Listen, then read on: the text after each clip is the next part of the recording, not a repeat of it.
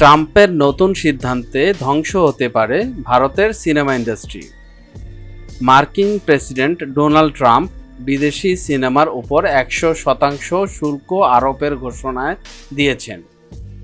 তার এই সিদ্ধান্ত ভারতের সিনেমা ইন্ডাস্ট্রিকে বড়সড় বিপদের মুখে ফেলতে পারেন বলে আশঙ্কা করছেন বিশ্লেষকরা।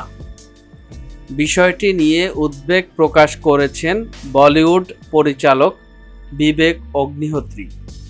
সামাজিক মাধ্যমে দেওয়া এক পোস্টে তিনি লিখেছেন, ডোনাল্ড ট্রাম্পের 100% বিনোদন শুল্কে ভারতীয় সিনেমা জগৎ শঙ্কিত।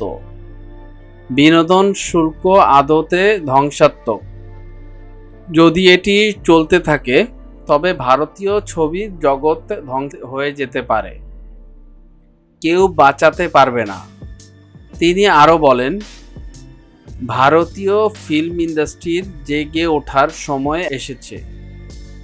আত্মতুষ্টি ও পাপ্পারাজিদের সংস্কৃতি ছেড়ে বাস্তব সংকটের বিরুদ্ধে লড়তে হবে।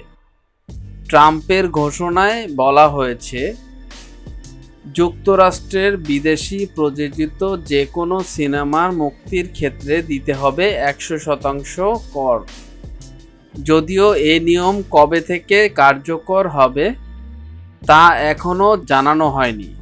বলিউডের অনেক সিনেমা মার্কিন বাজার সহ বিশ্বজুড়ে মুক্তি পায় এবং তা থেকে উল্লেখযোগ্য আয়ও হয়। ট্রাম্পের এই শুল্ক নীতির ফলে সেই লাভের বড় ধাক্কা লাগতে পারে। ফলে চিন্তার ভাঁজ পড়েছে ভারতের সিনেমা নির্মাতাদের কপালে। এন্টারটেনমেন্ট আপডেটকে সাবস্ক্রাইব করুন এবং ভিডিওটি ভালো লাগলে শেয়ার করুন আপনার ফ্রেন্ডসের কাছে।